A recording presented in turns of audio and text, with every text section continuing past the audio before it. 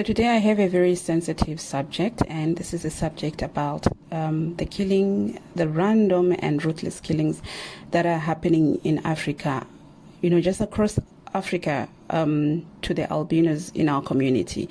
Apparently they are being killed, and their body parts are being used for rituals, like somebody's trying to get rich, somebody's trying to have good luck in life. So there's their traditional healers, their sangomas, or whatever name they give them, is telling them that they must bring body parts of the albinos. Like, how ridiculous is that? How does that even start to make sense? Make it make sense already. How does that even start to make sense that you can use an albino's body parts and wake up rich? I mean, how? Who does that? Anyway, that's what I'm going to talk about today, crimes that have been happening concerning the albinos. Hello everyone, thank you again for joining my channel to listen to more stories, more story time with real crimes that have happened in Africa and across the whole continent, and probably outside Africa, as long as it involves Africans. Yeah, we can talk about it. So like you actually heard in the introduction, today I'm talking about the crime against people with the condition. I'm talking about the albinos in our community. These people have been unsafe for the longest time.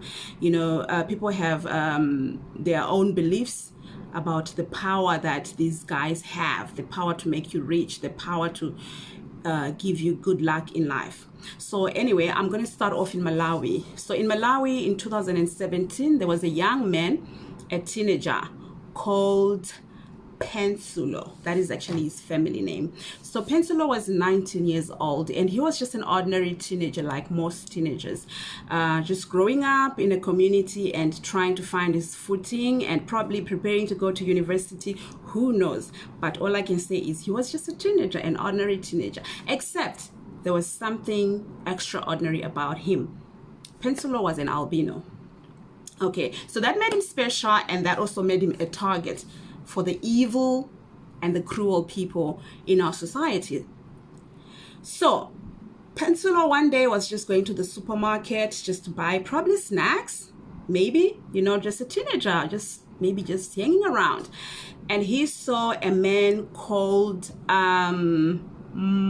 Michaela. They came from the same village. So when this man approached him, he wasn't scared. He wasn't skeptic about talking to him. He knew him from back in the village. So he spoke to him, and he shared some fritters. He had fritters, and he shared them with him. And he lured the teenager to his house and said, "Oh, come with me. Let's chill. Let's talk. Let's catch up. We come from the same village." So Pensulo had no problems, and he wasn't even skeptic. He didn't think anything bad would happen to him. This man was from his village after all. So they went together to Michaela's house. In no time, Michaela pounced on the boy, suffocated him, killed him, and buried his body in the house. And he left in a hurry. But let's go back a bit. Before this whole thing happened, Michaela had gone to Mozambique. Michaela was a barber. So he had gone to Mozambique and consulted a traditional healer who told him that for you to get rich, you need to bring body parts of a person of an albino. Bring their body parts, and I'll do the ritual for you, and you will get rich very fast. Probably he was already seeing himself opening a bunch of barber shops and hair salons and. Yeah. So when he got back, he found his target in Pensulo. He started to lure the boy. He started to remind the boy that we come from the same village. Hey, what's up? Probably he had been talking to him for days, like just saying hi and talking about general stuff. And then such that the day he said to him, "Oh, come to my crib, let's hang," the boy was just like, "Oh, cool. I mean, after all, So after the boy was killed, our suspect dashed out to go to Mozambique to tell his traditional healer that he had gotten the product and he was ready for the ritual. But unknown to Michaela, like I always say, guys, whenever you do something, you think you're hiding, you think you are alone, but there's always somebody watching. Somebody is always seeing you. So unknown to him, the neighbor had seen the two come in together. He had heard the boy scream. He had seen him dashing out by himself. And that raised questions. Why was the boy screaming? Why did this one rush out by himself? Why didn't he also go out with the boy? Why did he leave the boy inside? A boy who had just been screaming. So she raised the alarm. Thank you, neighbor. She did. I mean, we need more people like that in our societies, don't we? So the police came. I'm sure she said, please come rescue a boy who's been locked up in this house. And yeah, so the police came in. They broke down the door, hoping to rescue the boy. But they found his body buried in that house. How sad.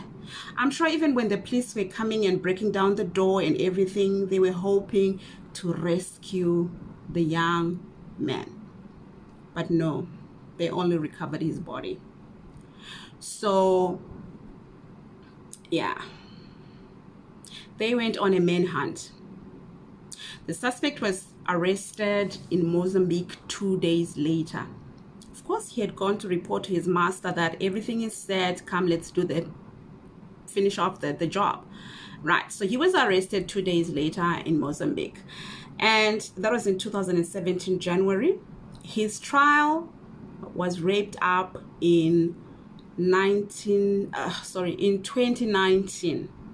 In 2019, that's when the trial was wrapped up. And he was found guilty of murder. Not just murder, but premeditated murder.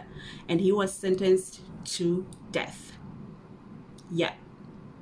Because according to the judge, this plot was not only evil, but also devilish and very primitive. Ooh, those were his words. He used devilish, he used primitive, he used evil. Yeah, that's how he described what Michaela had done. So he was sentenced to the maximum sentence, as much as he was a first-time offender. Normally in Malawi, they say if you're a first-time offender, they don't give you the maximum sentence. But this one, he got a maximum sentence because, one, it was premeditated. He knew exactly what he was doing, and he planned the whole thing. He even brought this boy to his house to do what he was planning to do. So it was all planned. So he had to get the maximum sentence. But here's the thing also, this man is probably lucky. He's probably still alive right now, because since 1994, the government of Malawi has not done any executions. Since they got Bakili Muluzi as their president, he refused to sign any death warrants. So, you know, the president is the one who needs to put the final signature to say, okay, go and execute. But he has refused to do that. He refused to do that. So from that time, there were no executions that were done in Malawi. So most of these death penalties were actually converted to life terms. So according to Amnesty International, in the report that they did in 2017, there were only 20 people sitting on the death row in Malawi, and were most likely not to be executed, but to be committed to life. Their sentences were likely to be committed to life. So yeah, this man was sentenced to death. I'm sure on his papers it says death, but it will probably be converted to life. Just so as to get rich. A bright future, a child with a bright future. A 19-year-old is probably getting ready to go to university, or he was probably a freshman in university, who knows. But either way, I mean, that was a young man, or a young boy, who was going to be something else in life, you know, meaning that the albino community is not safe in our communities. That is just one case. In the same country of Malawi in 2015, a man called Prescott was also killed by 3 men. They used a hoe and a metal bar to kill him, and they chopped off his limbs and buried his body. Again, it was for rituals. It was for this get rich quick ritual that they had been promised by a traditional healer, that if they bring the body parts, he would perform the rituals for them, and they would really end up rich. And the 3 men were Douglas, Fontino, and Sophie. And in 2019, so this happened in 2015, right? That's when they killed Fontino. That's when they killed Prescott. Fontino is one of the suspects. And in 2019, the 3 men were actually found guilty of murder. Again, this was premeditated, and they were given the maximum sentence. They were sentenced to death, but I'm sure they're still sitting on the death row, or probably their terms have since been converted to life. Basically, all I'm saying is the albinos are not safe in our communities. Guys, these are just people like us. There's really no reason for us to be killing them and using their body parts for rituals. People need to try and work hard for themselves. It doesn't necessarily mean that if you're an albino, then your body parts could make somebody rich.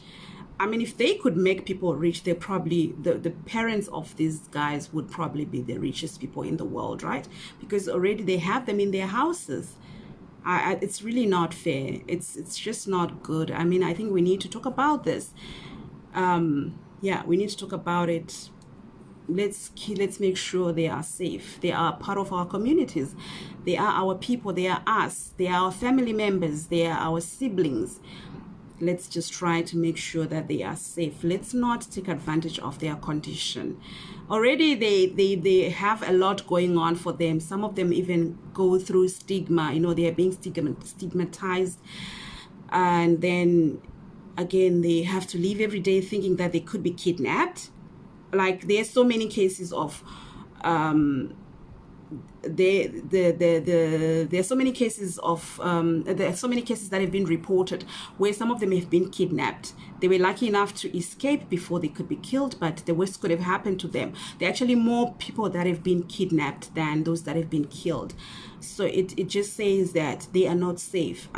You know, I don't know who came up with that theory, but whoever it was is very evil. Whoever came up with that theory is very evil. I don't understand how it works, but honestly, that is a very evil theory according to me. Anyway, guys, thank you so much for watching. I hope you enjoyed your holidays and you are ready to take on the rest of the year as well as the new year.